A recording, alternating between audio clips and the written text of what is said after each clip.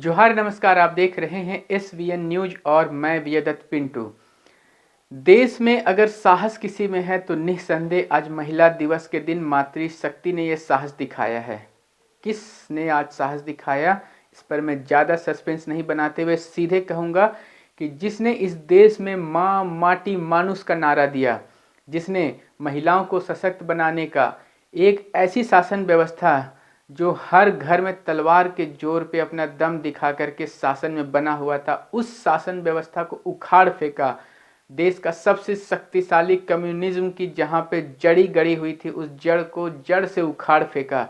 ऐसी ममता बनर्जी की मैं आज बात कर रहा हूँ। उस ममता बनर्जी ने अभी अभी, जी हाँ, कुछ ही समय पहले अपने एक प्रत्याशी की घोषणा की है और उस प्रत्याशी की घोषणा के साथ उन्होंने पूरे देश की राजनीति को हिला के रख दिया।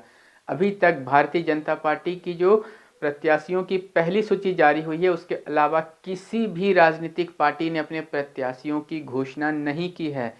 मगर ममता दीदी सबसे पहले सामने आई और उन्होंने अपने प्रत्याशी की घोषणा की। और ये प्रत्याशी वो प्रत्याशी है जिस पर सबसे ज़्यादा, जब पहली बार उन्होंने इसे चुनाव में उतारने का फैसला लिया था तो कई लोगों में कन्फ्यूजन था, संशय था, कहीं कहीं विरोध भी था।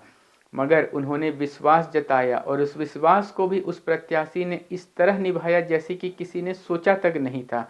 लोग सोचते थे कि ये भाई बहुत ही बड़े वीआईपी हैं, तो ये तो बाहर में बैठे रहे होंगे, अगर देश में भी रहेंगे तो या दिल्ली या मुंबई में रहेंगे, यहाँ थोड़ी ना आएंगे। मगर उस प्रत्याशी ने उस क्षेत्र में जाकर के वहाँ के जनता के दुख दर्द को समझा और उसके समाधान के लिए लगातार काम किया। जी हाँ, मैं बात कर रहा हूँ पश्चिम बंगाल के आसनसोल लोकसभा क्षेत्र का, जहां पर कि पिछले उपचुनाव में शत्रुघ्न सिन्हा जी ने रिकॉर्ड मतों से जीत हासिल की थी और ममता बनर्जी ने आज सबसे पहले उसी सिने स्टार बिहारी बाबू, फिर बंगाली बाबू और शॉटगन के नाम से जो सुविख्यात हैं, उसी शत्रुघ्न सिन्हा के नाम की घोषणा की। और लोगों ने भी, वहां पर उपस्थित तृणमूल की जो सदस्य थे, उन्होंने भी कहा कि जिस प्रकार से लोगों में कई तरह के सवाल थे कि क्या शत्रुघ्न सिन्हा इस आसनसोल की जनता को समय दे पाएंगे, क्या वो कभी कभार यहाँ आ पाएंगे। मगर लोगों ने उनके सामने बात रखी थी कि महीने में एक आध बार आ जाइए, तो कम से कम 2 बार तो वो निश्चय ही आते हैं, कभी कभी 4-5 बार आते हैं और यहाँ की जो स्थानीय जन समस्याएं हैं उसको सुलझाने के लिए, उसको हर तकलीफ को दूर करने के लिए वो पूरा प्रयास करते हैं। और अभी तक जो भी बातें, जो भी समस्याएं उनके सामने आई है, उसे उन्होंने पूरी तरह से हल कर दिया है। आइए सीधे सुनते हैं शॉटगन के शब्दों में क्या कुछ कह रहे हैं।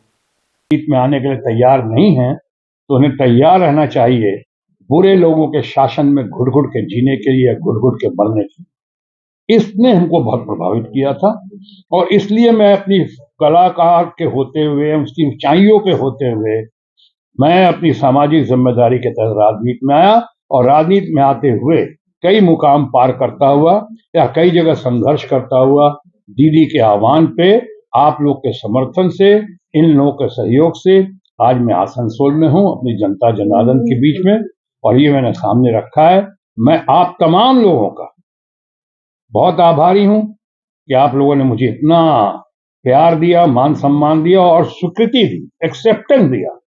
ये एक्सेप्टेबिलिटी, ये रेस्पेक्टेबिलिटी, ये जो हमें यहां मिला है या मैंने पाई है, जो वो मैं जिंदगी भर नहीं भूल पाऊंगा। और शायद ये भी एक वजह हो सकती है कि दीदी ने इस बार पूरे बंगाल में, जैसे जैसे प्रदीप बाबू ने कहा, इंटेलेक्चुअल पार एक्सीलेंस प्रदीप बाबू ने कहा, पूरे इंडिया में पहले नाम की घोषणा जो हुई आपके हमारे आसनसोल की हुई।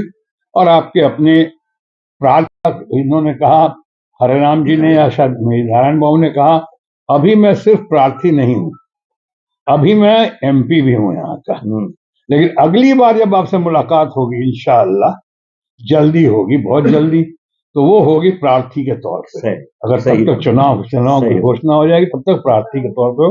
ये बहुत बड़ा मान दिया है, मैं एकदम भाव विभोर हो गया। जैसे मैंने पहली बार कहा था मैडम को, उन्होंने कहा कि आपको जाकर चुनाव लड़ना है, अनाउंस हो गया है, ना बोलबेन ना, ना बोलबेन ना। इस बार उन्होंने कहा सबके सामने कि अपना नाम तो আমরা ফাইনাল করে দিয়েছি, अपनी जान सब कोई थे वहां पे, सब कोई थे।